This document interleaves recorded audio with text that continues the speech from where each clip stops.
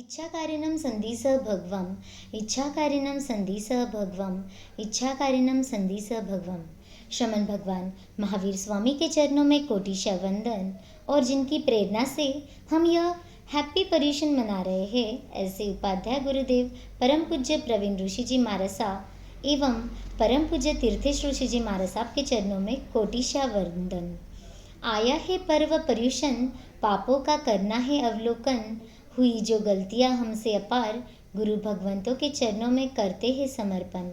तो आइए इस हैप्पी पर्यूषण पर्व स्थापना के कंपटीशन में हम आपके सामने 90 आत्माओं में से एक महान आत्मा जो एक ही भाव में सिद्ध बुद्ध मुक्त हो गए, ऐसे गजसु कुमार का जीवन चरित्र लेके आ रहे हैं। जिया पंचे पंचे जिया दस दसो जिनितरम सवसतो जिनवम जय। समय की बात है, द्वारिका नगरी में देवकी देवी अन्य किसी समय में कोमल एवं सुखद शैया पर शयन कर रही थी। उस समय सिंह स्वप्न को देखकर जागृत हो उठी। उसने स्वप्न को का सार वृत्तांत अपने पति वसुदेव को सुनाया और गर्भगत 9.25 मास व्यतीत होने पर जासू के फूल के समान, रक्तवधु जीवक के समान, गजतालु के समान पुत्र को जन्म देती है। जन्म संस्कार मेघ कुमार की तरह किया गया। नाम संस्कार करते समय कहा गया कि हमारा बालक हाथी के तालु के समान है, इसीलिए इस बालक का नाम गजसु कुमार होना चाहिए। अर्थात गजसु कुमार कलाओं में निष्णात हो गए तथा बालक भाव को पार कर युवानी में भोग भोगने में समर्थ हो गए। उस द्वारिका नगरी में सोमिल नाम का ब्राह्मण निवास करता था। उसकी पुत्री का नाम सोमा था। सोमा बालिका सुकोमल तथा रूपवती थी। वह दासिया के साथ राजमार्ग पर कनक कंदुकेन सोन की गेंद से खेलने लगती है। उस समय में अरिष्टनेमि भगवान पधारे। उनके दर्शन करने के लिए जनता नगरी से निकली। तदंतर कृष्ण वासुदेव ने भी भगवान के आगमन संदेश को सुनकर स्नान किया। यावत सभा अलकारे से विभूषित हुए और राजकुमार गजसुकुमार को साथ में लेकर हाथी के स्कंध पर सवार हो अरिष्टनेमि भगवान को वंदन करने के लिए द्वारिका नगरी के मध्य मार्ग से जा रहे थे। रास्ते में सोमा नामक बालिका को देखते हैं। बालिका के रूप यावन और लावण्य को देखकर आश्चर्यवंतित हो गए।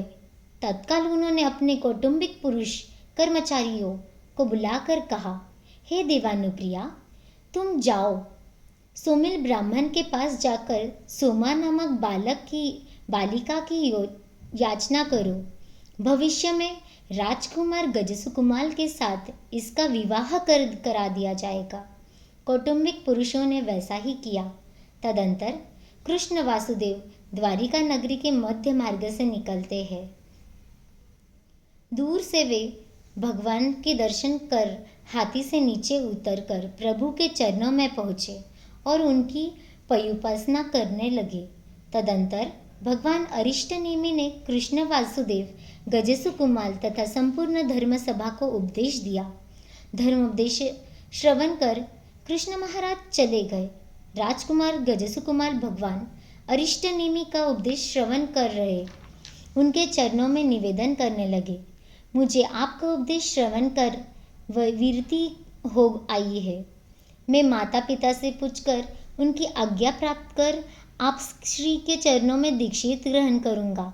भगवान ने कहा, जैसा तुम्हें सुख हो वैसे करो, किंतु शुभ कार्य में किंचित भी विलंबन मत करो। प्रभु को वंदन कर गजसुकुमार अपने घर दीक्षा की आज्ञा मांगने लगे। माता पिता ने समझाया, तुम अभी अविवाहित हो, अतः पहले विवाह कर लो, फिर संतति उत्पन्न होने पर अपना उत्तरदायित्व उन पर डालकर दीक्षा ग्रहण करना उचित है। गजसुकुमार उन्हें समझाने लगे, जीवन का कोई पता नहीं है।